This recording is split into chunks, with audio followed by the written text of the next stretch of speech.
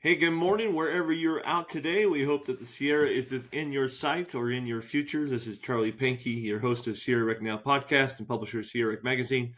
We welcome you back again this week to our new date and time.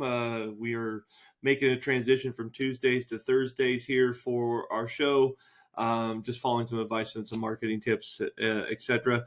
I hope you've had a great week in the Sierra. We are ready to plan our weekend trip as we get going here. We're going to be heading up into the Eastern Sierra with some actually listeners and readers that have invited me on a backpacking trip. Would be a trip that we go explore with some other gentlemen from the Los Angeles area coming up the Eastern Sierra to go see the Chocolate Lakes on Bishop Pass. So we're looking forward to that this weekend.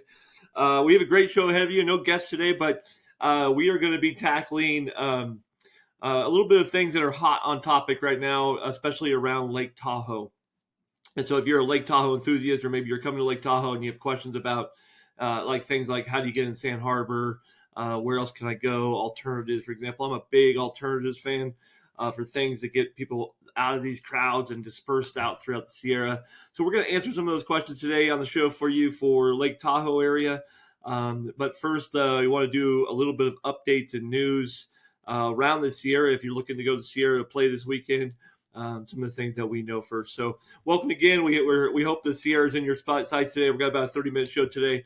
Please stick around. We got some questions at the end that we'd love to ask of you and see where you're headed in the Sierra, what things are burning hot in your vacation plan. So thanks for being along today, either on YouTube or Spotify. We're glad to have you here. So, all right. So this week's been about thunderstorms and fires in the Eastern Sierra, as we've had wave patterns come in, this record heat that we've been experiencing through June and early July, or most of July now.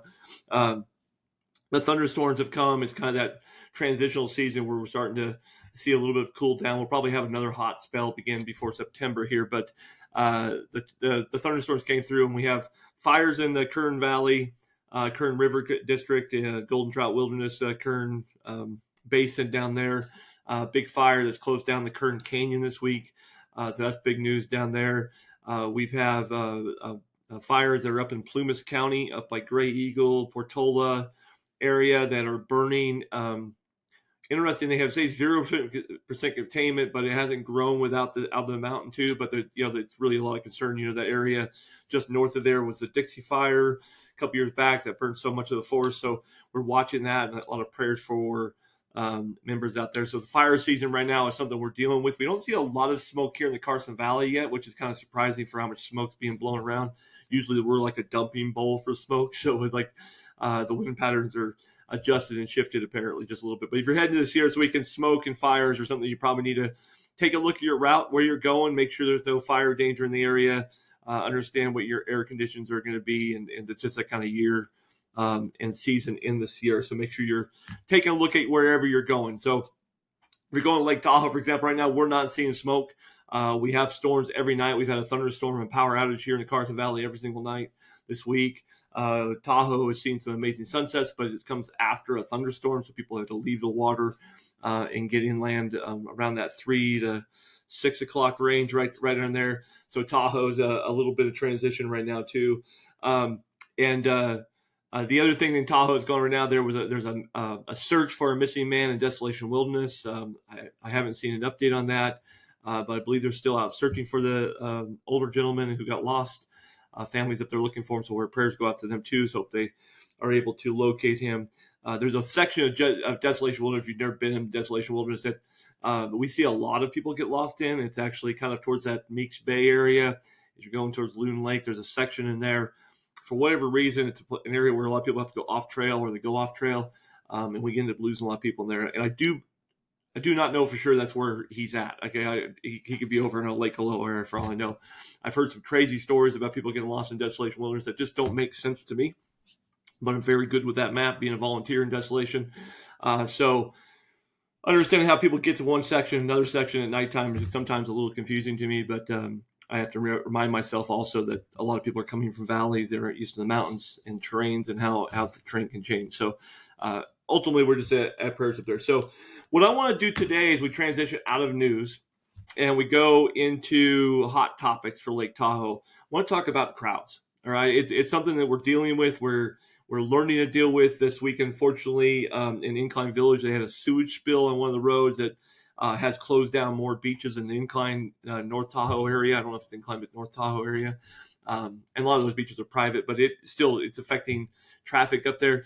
Great tragedy, obviously, to keep Tahoe blue. These guys are working hard to keep the water clear, and they're trying to keep the sewage from pouring into the lake, which is super important. But the biggest question, you go on social media, Facebook, Instagram, whatever, are guests coming to the lake, and actually locals who live at the lake, who are now dealing with places that have reservations, lockdowns, rules and restrictions for access in a place that we've always had just free will at. But since COVID, and most people know this, since COVID, the outdoor industry has exploded. There are people everywhere. There's not a trailhead I go to anymore that's not full, that used to be empty. There isn't a beach that you go to in Tahoe that used to be easy to access at certain times that's not full all day long. And Sand Harbor and the east side of the Sierra seems to be taking a pretty big hit with this right now. The east side, if you're not familiar, has Nevada Beach, Round Hill Beach, Zephyr Cove, Sand Harbor. Those are the primary 4 open public beaches with some private details in some of those too. And then there's a couple roadside places that people are familiar with, the chimney beaches and stuff like that are, if I'm a local, to be honest, a little bit controversial because the parking's horrible and they're trying to close parking along the road. And there's a lot of controversy about how do you get down to them, et cetera, but they are popular that way. And then, of course, obviously, renting a boat and coming to the shoreline, there's all the big boulders. You see the people on their kayaks and their paddle boards, and they're floating over these massive boulders in the Clearwater Tahoe. It's the picturesque thing that you see on the postcards. I would say, matter of fact, the East Shore and then maybe like around the Rubicon Trail is some of the water that's most photographed in all the Instagram stories. All the hubbub that goes out on the media world. Sand Harbor, for example, is one of the most picturesque places in the world. You can't just go in there and do photos for weddings, for example. You have to pay them. It's that sought after. But that being said, the crowds at Sand Harbor have gotten way out of control. I'm a person self-announced. I travel all through Sierra. I hike all over the place. Obviously, you guys know that. And I hardly ever go to Lake Tahoe in the summertime. I live right here. I can be on Nevada Beach in 20 minutes. I can be in Sand Harbor in 25 minutes from here. But I almost never go to Lake Tahoe in the summertime. The crowds are just out of control. I have no desire. The lake is stunningly beautiful, but there's a bazillion different lakes I can go to and not see people around me and lay my towel out, right? So Sand Harbor is not one of those locations. People love it because of the beach. It's easy access. Remember, when I first moved here, I found that Sand Harbor was so busy. I used to, even this was 17 years ago, used to drive all the way to Kings Beach because I found it more accessible than Sand Harbor at that time. So quadruple that crowd effect now in Sand Harbor. And the locals who have lived in Sand Harbor and love Sand Harbor all their life are finding it very frustrating they can't get into Sand Harbor now. To the point where Sand Harbor now has a reservation system, and yet that reservation system still shows that if you show up between 7 a.m. and 9 a.m., you're probably waiting an hour to get into the park, if not longer. If you were not there before then, you may be even longer, and it's causing major traffic problems. And so I see these little comments on Facebook, hey, I'm coming to town, I'd love to go to Sand Harbor, but how do you get in? Reality is you don't anymore without a reservation. And you come late at night at 4 p.m., 5 p.m., you might be able to get in the parking lot. But the reservation system is meant to help that situation. So then the question becomes, what do we do? What's the alternatives if you can't get into your favorite beaches? Well, Nevada Beach is now quite full, although Nevada Beach is a very easy beach to walk into from South Lake Tahoe from different areas. So Nevada Beach is an option. The Zephyr Cove Beach has some security issues going. I heard in 4th of July, they shut down a big portion of Zephyr Cove. You couldn't even get into Zephyr Cove for 4th of July because of all the things that happened 4th of July. So there are some rules and restrictions there. Round Hill Pines is probably the easiest right now with a big parking lot, but I guarantee it's full too. And though your alternative become, hey, where can I park and walk into? I still don't think the busing system and trail system in Incline Village and the East Tahoe Trail that goes from Incline Village to Sand Harbor is being used probably enough. There's a parking lot there. There's a bus system that'll take you through that system. And to be honest with you, there's several spots along that trail that you can walk down to the shoreline of Tahoe and experience those boulders for example, in the water. There are opportunities for people to park their car, carry a backpack, a bag full of stuff, and find a secluded place on a rock in the beach area there. I hesitate to tell you my favorite thing to do. If I'm going to go to the beach tonight, I'm driving just past the turnoff that goes Incline Village, South Lake Tahoe on Highway 50 there, and I'm driving down to one of the lookout spots, and I'm parking my car there, and I'm walking off trails down to the beach, and I'll have it all to myself for 30 minutes while I take a swim, and then I'm coming home. So there's a lot of opportunity that way. You just got to know how to park legally and not be part of the problem, and that's kind of the challenge you have there. I do say the beaches on the west side, kind of the west south side, are probably still the easiest to access near Camp Rich and everything. There's lots of beaches. Pope Beach over there, for example, is a really nice beach to go to. Looking at opportunities that way for beaches may be still your best bet. Staying in South Lake Tahoe and just staying around the Keys there and down by the park is really just a good opportunity for visitors to see the beach. That being said, I know people like Santa Harbor. They like that east side, and being from Nevada, we obviously welcome you over here. But you'll hear from Nevadas a lot of time. You'll see on social media. I apologize ahead of time. There's people who just flat out say, "Hey, we're tired too, to stay home." That's not the case. We need the tourists here. We live in a tourist economy. We need you to come and visit and play, but we do need people to help spread out. So let me give some alternatives for this area and some of the hidden joys that maybe we're missing as we're looking at Lake Tahoe. One, there's several lakes really close to Lake Tahoe. So if you get to Lake Tahoe and find it too busy for yourself, you're like me, Caples Lake in Hope Valley, Silver Lake on Highway 88, both are within an hour of Lake Tahoe. Super clear water, super easy access, super beach opportunities. I'll show you a video here or a photo. Let's see if I can remember how to get a photo on here. You can let me upload a photo while I'm talking about Caples Lake here real quick here. Will it let me do a photo? That's a good question. See, still learning this platform, guys. So it only wants video. I don't have a video for you today. Okay, I'll come back to the video in a minute. I have another video to show you today. But Caples Lake is my favorite. That's where I go. A lot of times you also got in the Hope Valley, you got the East Carson River, which is a great place to got meadow. You can lay a towel out, have a river access all to yourself for the day. If you're looking for a lake in the area, Desolation Wilderness has lots of little lakes that can be hiked to within a mile two. Echo Lake, it's a great shoreline, great beautiful water. Doesn't have a beach, so that's if you're looking for sand, then I can't help you there probably on that. You can get back to Lily Lake. That's out behind Feather Lake, not Feather Lake. I'm sorry, Fallen Leaf Lake. Sorry, Feather Lake. That's kind of funny. Behind Fallen Leaf Lake, that's a cool little place to actually paddleboard and has a parking lot back there. You probably have to get a little early because it'll trail people going in to Susie and Gilmore, Dick's Pass. It's a popular hiking area there. If you're in on the north side, Donner Lake might be better suited for some of that trail access. Down here in the Carson Valley, a lot of people actually go to Topaz Lake, and it's got swimming and fishing. The only problem with Topaz Lake is that there's not any trees, so it's a pretty open desert lake, but there's a lot of opportunity that way too. But not saying Lake Tahoe is not the best bet. It's obviously the most beautiful gym we have. I tend to be a hiker. I hike into my lake, so I get up early, get on the trailhead at 7 a.m. I'm into a backcountry lake. And sometimes I'll get a lake all to myself for hours, if not days. So there's lots of opportunity for you that way. If you go into Bayview, for example, if you can get there early in Bayview, you can hike up to Granite Lake and into, the Velmas, for example. Lower Velma is a fantastic lake.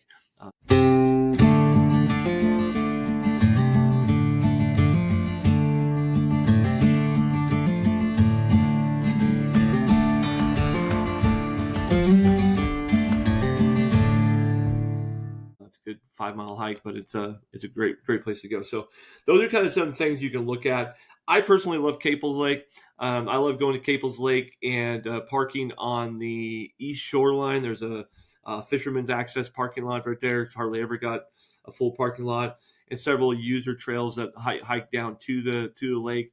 Not a beach. You're going to find a rocky shore in most cases, but plenty of swimming holes, fishing holes.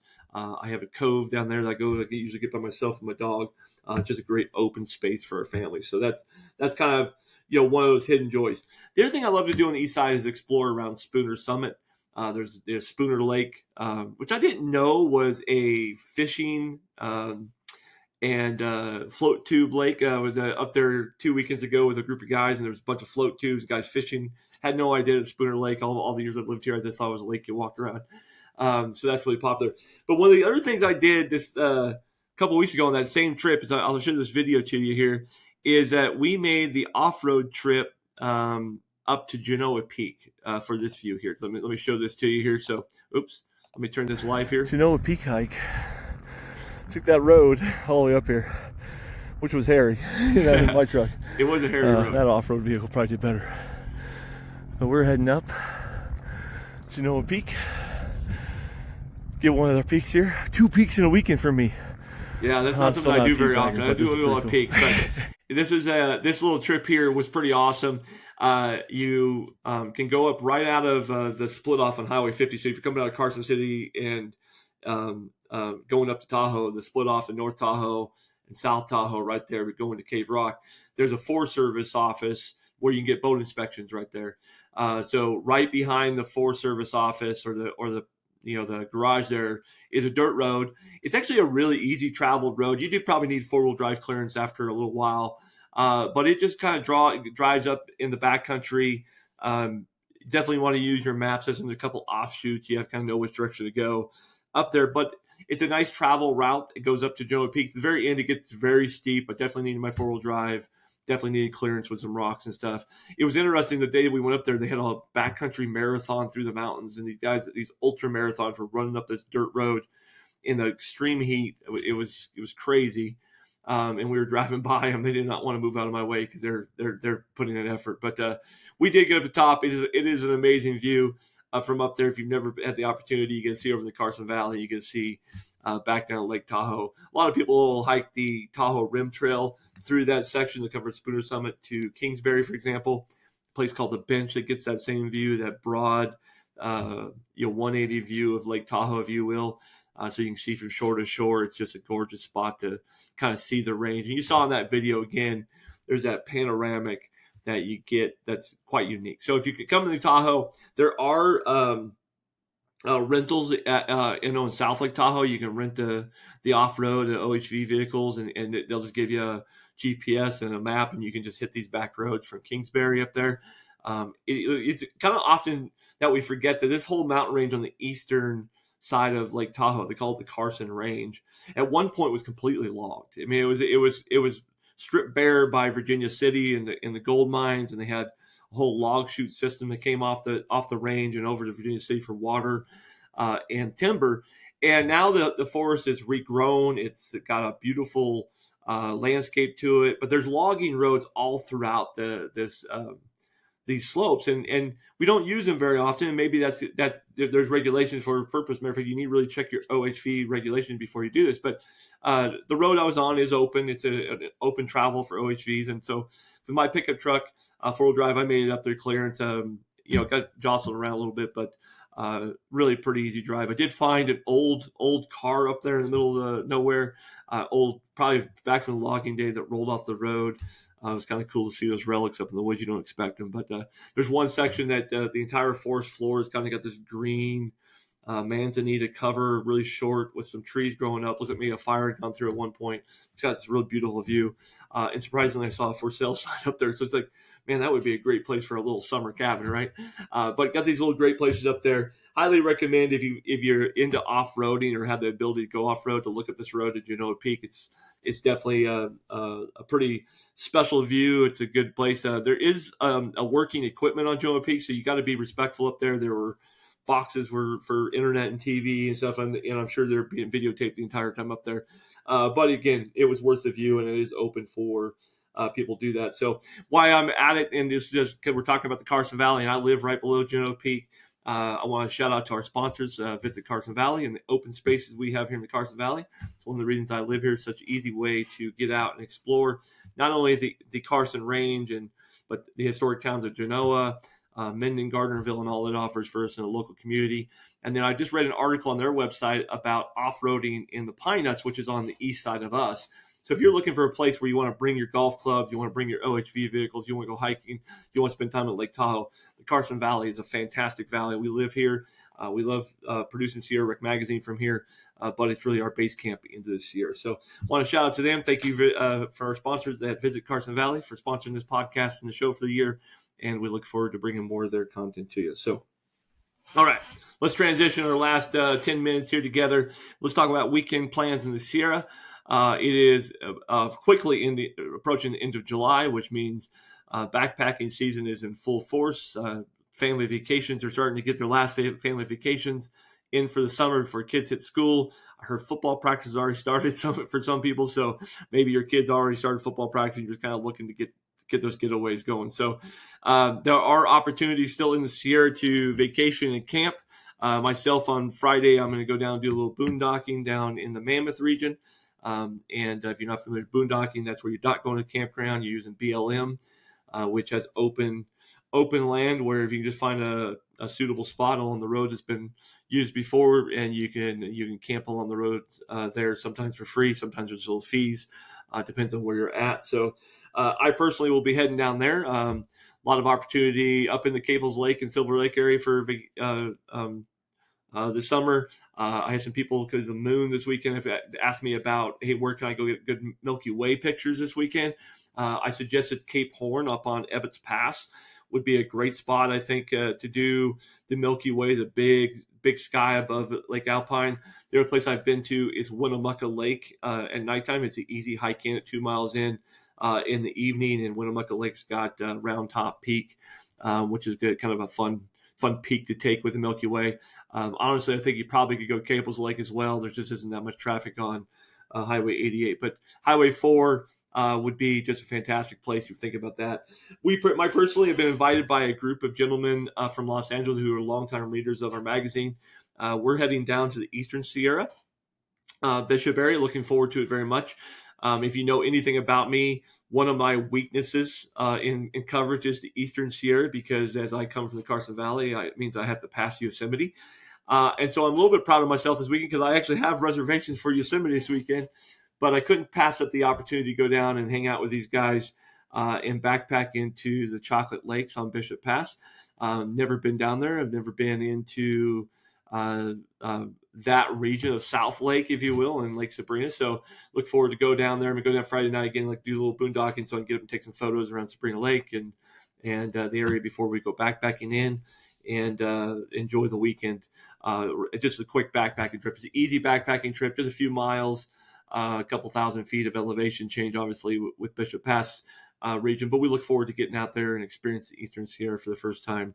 I've driven down there. I've played there, day hike to do some things. But for me to pass Yosemite up for the weekend and go backpacking was an opportunity that I had to take a chance on. So if you're not familiar with the area, so in Bishop area, highway goes into Lake Sabrina, North Lake, and South Lake.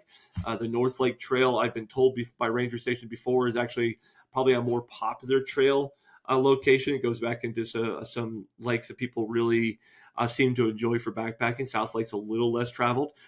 So I assume that's why we got a permit so late in the season, because we originally had permits for the Whitney Portal for a set of lakes that were south of the Whitney Portal. So we changed plans last minute to do that. So that's going to be kind of exciting. The Chocolate Lakes are kind of a little bit of an off-trail experience if you're heading up Bishop Pass. So as we head up Bishop Pass, there will be a sign, but my understanding is the trail is not very well maintained. So it's a little bit of navigational, figure out your way a little bit in some sections, although there are plenty of human uses there, and the campsites are going to be a little bit limited. But the thing I'm hearing about backpacking right now in this Eastern Sierra is bring your mosquito gear, because the mosquitoes are in full force. The snow is just melted really on much of the Eastern Sierra. Matter of fact, I saw pictures from Lake Sabrina this morning from one of the camps there, and there's plenty of snow still hanging around the East Sierra. So I'm interested to see what that's like. It's going to be a little marshy probably. I'm sure mosquitoes will be in full force. We just experienced that while we were in Sequoia, and we got the hatch, and that was at the end of June. So about a month later, a different side of the Sierra, kind of right across from where I was at. So it's going to be interesting to see the difference of terrain and mosquitoes as we go forth there as well. Of course, if you're heading into Plumas County, which is another one of our areas, Bucks Lake Wilderness would be a great place to head right now. You're going to be kind of away from that fire as long as the wind is shifting properly, so that might be a great place to go explore. Desolation Wilderness, right, obviously right now this is busy season for them. So if you want to go Desolation Wilderness, you need to be there early. You're just not going to find parking if you're past 8 a.m. probably. So just plan on hiking further if you are, but definitely Desolation Wilderness. If I was heading in Desolation Wilderness this weekend and I was backpacking, Gilmore and Susie Lake are going to be popular on my list probably.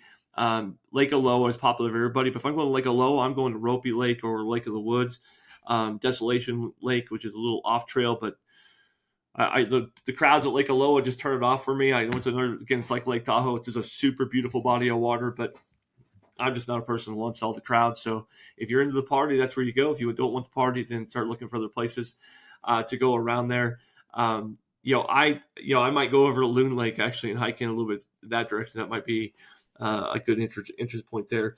Our friends at the Immigrant Wilderness, again, is another place I have not done enough exploring to, but as a reminder, had the Aspen horse cruise on the pack cruise on a couple weeks ago. This is their weekend of their base camp.